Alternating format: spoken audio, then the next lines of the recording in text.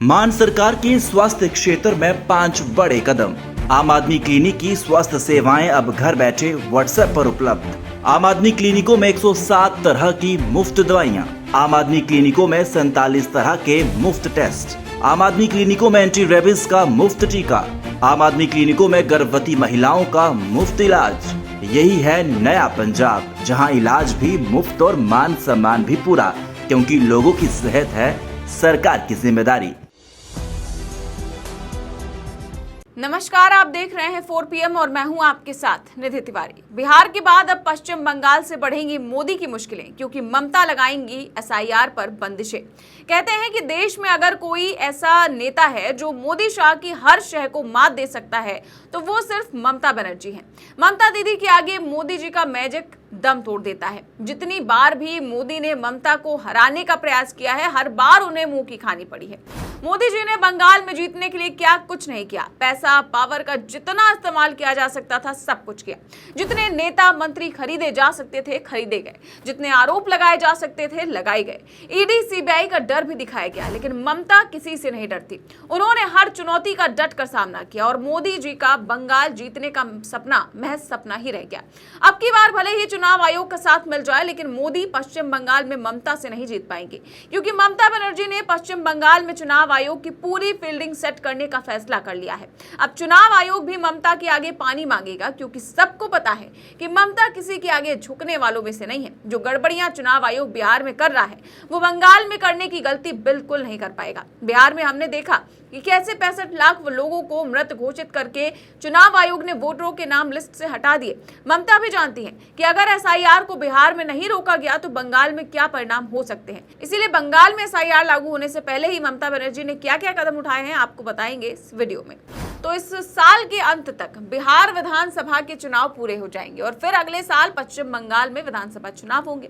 मतलब साफ है कि बिहार में विपक्ष जिस तरीके से वोट चोरी के खिलाफ यात्रा निकालकर मोदी सरकार की नाक में दम कर रहा है, ठीक वैसा ही नजारा अगले साल पश्चिम बंगाल में देखने को मिलेगा, जहां इंडिया गठबंधन एक ही मंच साझा करते हुए ममता के साथ खड़ा दिखाई देगा। वोट चोर गद्दी छोड़ का नारा बिहार से निकलकर बंगाल पहुंचेगा। इससे पश्चिम बंगाल में मोदी और शाह की हवा फिर से टाइट हो जाएगी। इसी को लेकर ममता बनर्जी ने अभी से ही माहौल बनाना शुरू कर दिया है।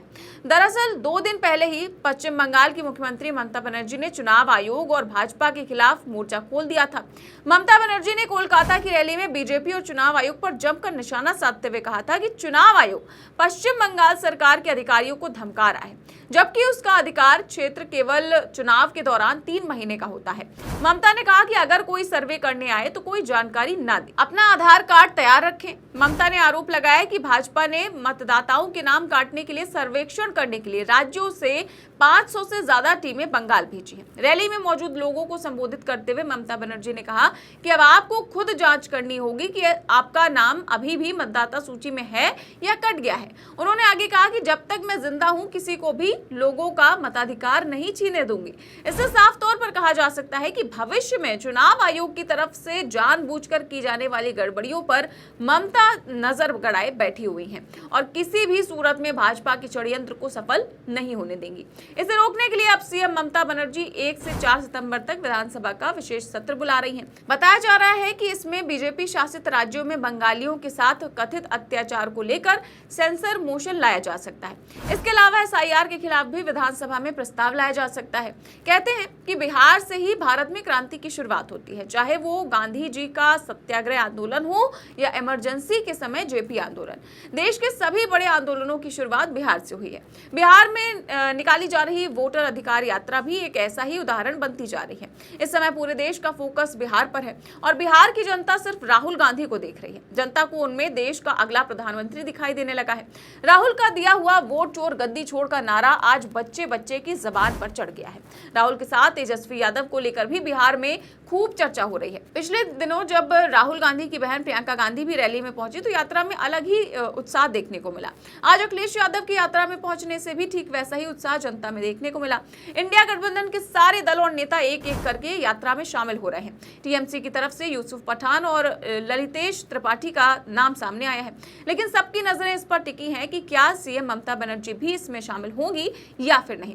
पिछले कुछ दिनों में टीएमसी और कांग्रेस की खटास को मिटते हुए देखा गया है। आपको वो फोटो तो याद ही होगी जिसमें राहुल और अभिषेक बनर्जी की बढ़ती नजदीकी साफ दिखाई दे रही थी। ऐसे में अगर ममता बनर्जी भी राहुल के साथ यात्रा में उतर जाती हैं तो बिहार से बीजेपी का पैकअप हो जाएगा। लेकिन ममता भाजपा को घेरने के लिए सिर्फ वोट चोरी के मुद्दे का सहारा नहीं ले रही है। ममता एसआईआर के साथ साथ बंगाल में भाषा विवाद को लेकर भी बीजेपी को घेरने की जमीन तैयार कर रही है। आपको पता होगा कि भाजपा सिर्फ हिंदी भाषा की वकालत करती आई है, जिससे उसे हिंदी पट्टी राज्यों में चुनावी लाभ मिलता रहा है। लेकिन हमारे देश में हिंदी के अलावा भी कई क्षेत्रीय भाषाएं हैं और इनके खिलाफ दुष्प्रचार करने से भाजपा को कई राज्यों में नुकसान उठाना पड़ा है।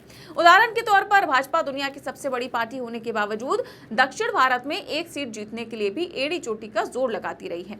भाजपा की इसी नब्ज को दबाने के लिए ममता राजस्थान से ओडिशा तक बंगालियों पर होने वाले अत्याचार को मुद्दा बना रही है। ममता बनर्जी ने दूसरे राज्यों से वापस आने वाले बंगालियों के लिए श्रमश्री योजना की भी शुरुआत की है। इसके साथ ही जुबानी तीर से भी भाजपा पर ममता का हमला जारी है। 2 दिन पहले आयोजित रैली में ममता ने कहा था कि भाजपा चाहती है कि लोग स्वतंत्रता संग्राम में बंगालियों की भूमिका को भूल जाएं। भाजपा द्वारा बंगालियों पर फैलाए जा रहे भाषाई आतंक को बर्दाश्त नहीं किया जाएगा। इसी रैली को संबोधित करते हुए टीएमसी नेता अभिषेक बनर्जी ने भी कहा था कि बीजेपी वाले कह रहे हैं कि बंगाली नाम की कोई भाषा ही नहीं है। क्या हमें उन्हें करारा जवाब नहीं देना चाहिए? हम एकजुट होकर लड़ेंगे। जो लोग कहते हैं कि वो ममता बनर्जी को हरा देंगे, मैं उनसे कहना चाहता हूं कि पहले हमारे युवा नेताओं और छात्र संघ से लड़े, वो आपको सीधे हरा देंगे। तो कौन कहता है कि देश का विपक्ष कमजोर हो गया है? विपक्ष आज भी उतना ही मजबूत है जितना हमेशा रहा है। वो तो गोदी मीडिया है जो विपक्ष की आवाज आप तक पहुंचने ही नहीं देता।